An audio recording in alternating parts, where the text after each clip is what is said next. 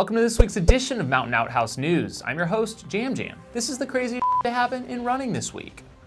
This week's stories include 2018 Ultrarunners of the Year, Leadville 100 Subs Walmsley, and the Pelvic Fracture Epidemic no one is talking about. The 2018 North American Ultrarunners of the Year have been revealed. Over a 10-day span this January, Ultrarunning Magazine, who hosts the annual award, announced the male and female recipients through their social media channels. The awards are decided upon by a panel of hand-picked ultrarunners in the sport who cast their ballots each December based upon an analysis of the year's results. They look for the overall body of work of an athlete, including important victories, competitiveness of events run, and even consider DNFs. It's of little surprise that on the ladies' side, Courtney DeWalter ran away with the show. She not only won multiple big and important ultras in 2018, but won quite a few outright, beating all the men. Her win at Western States surely garnered a lot of points for the ballot casters, along with wins at Ultra Trail Mount Fuji, Tahoe 200, second place at Big's Backyard, and others. For the men, it was a three-peat by Arizonan Jim Walmsley. Although he had only 2 ultra finishes in all of 2018, they were both impressive course records against very competitive fields. He, of course, did that at Lake Sonoma 50 Mile and Western States 100. Moving down the list, we see that Camille Herron locked up second place with a bit of a lighter year, having won Bandera Jed Smith and, of course, setting a world record at the 24-hour event at Desert Solstice, which I'm sure garnered lots of points. I honestly felt like Darcy Pique easily could have nabbed the second position here, as her 2018 body of work was essentially unstoppable. She showed strength at a variety of 100-milers, including wins at Hurt 100, Ronda Del Sims, Angeles Crest, and Avalon 100. That's a damn dream year right there. And honestly, I'm a bit shocked that she wound up third. For the dudes, I think Jeff Browning could have been easily justifiable as your men's UROY, with his incredible year as well. His experience and patience in the sport paid dividends as he won 3 100-mile events at the Antelope Island Buffalo Run, Hard Rock, and Pinhoti. Not to mention he placed 3rd at Run Rabbit Run 100 and 5th at Western States. And finally, in 3rd for the men was Rob Krar, who had an incredible return to the sport this year with a slew of fast 50Ks on the front end of the season and a dominant win at the Leadville Trail 100, just 1 week after finishing the 100-mile mountain bike ride.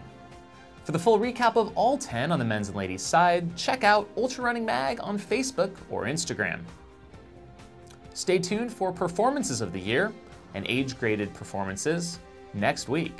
Speaking of your 2018 UROY, we just saw a glimpse of how out of touch with the sport the Leadville Trail 100 currently is. Jim Walmsley did not make it into the 2019 Leadville 100 through the draw.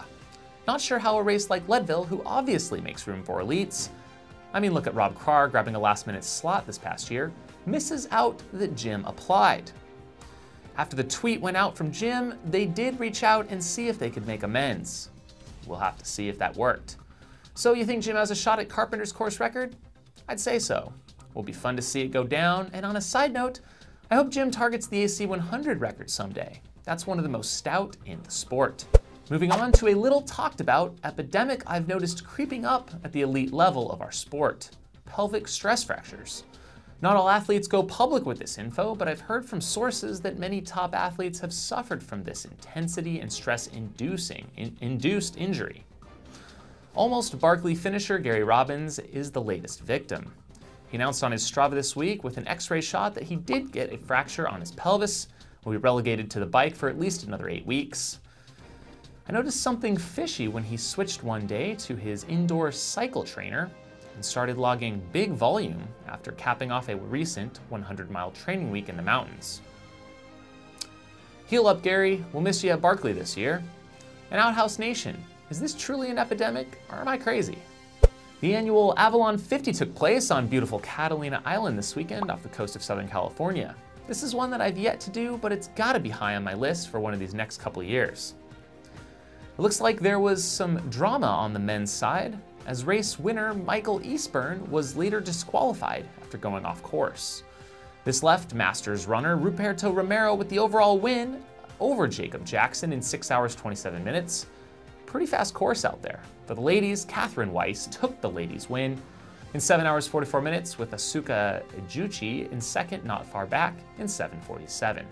Next, on to the Frozen Gnome 50K. I've yet to run a 50K in the snow, but it just looks like a good old time. This one took place near Chicago with some fast times. Corey Woltering set a new course record in 3:53. His secret to running so fast? Trying to stay warm as he rocked that unicorn Speedo. Wow. On the ladies' side, Rachel Burke was the winner in 5:19. Can't get enough of the closing meters of the annual Western States 100 on the magical Placer High track? Well, lucky for you, there's a fixed time race right in Auburn on the track. The aptly named One Day in Auburn took place this weekend. Well, we couldn't find actual results for the event yet, but our guy Skizzlefresh threw down 28 miles in the 6 hour. I saw Billy Yang was over 40 in the 12 hour, and Ann Trayson was also out there putting in some miles as well. Anyone out there with some insider info they can pass along? Thanks in advance. The 2020 U.S. Olympic Trials location was announced by USA Track and Field. It will be a bit of a contrived course in Atlanta, Georgia, with 3 6-mile loops followed by an 8.2-mile loop. There's a couple of hairpin 180-degree turns to contend with along the way as well. The race will be held February 29th, 2020. A look ahead to this weekend, we'll see runners take on the Hurt 100 in Hawaii. Some strong women in the 100-mile field include Sabrina Stanley will be in attendance alongside Catherine Cusick, Denise Barassa, and Candice Burt. For the men, Nicodemus Holland, who now goes by Nicodemus De La Rosa, Trevor Fuchs, who was 5th here last year, Masazumi Fujioka, who was 3rd here last year, Paul Terranova, and even Michael Wardian. And our final story of the week is a fun fundraiser organized by Maggie Guterl. There is some sweet swag up for grabs, with all proceeds going to Run for Water. Here's what you can get. Autographed Gooder glasses and card from Amelia Boone currently has 3 bids, going for $56. Courtney DeWalter's New York Times article, also signed, is going for $100 with 4 bids. John Kelly's Loop 5 page from Barkley and bib, wow, what a piece of history, with 18 bids at $200. Amelia Boone is also a signed Runner's World mag and Gooder glasses going for $241 with 16 bids. You can also get Courtney DeWalter's Western States trucker hat signed for $176, or a green one currently going for $126. Mystery grab bag is at $90 with 12 bids.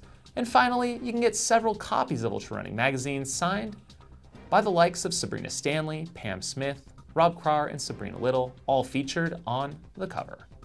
Nice. And with that, thanks for tuning in to episode 128 of Outhouse News. Thanks for checking out the show, and we'll see you next time. If you have any crazy stories to share, or a question or feedback for the show, please leave a comment below. If you'd like to directly support the show financially, consider becoming a Patreon supporter of this channel, or pick up this custom pair of Jam Jam's Rubik's Cube sunglasses. Links are below. We've also got a clear out and close out on some old glasses that we still got on hand. Check them out for 20 bucks in the shop. Have a week.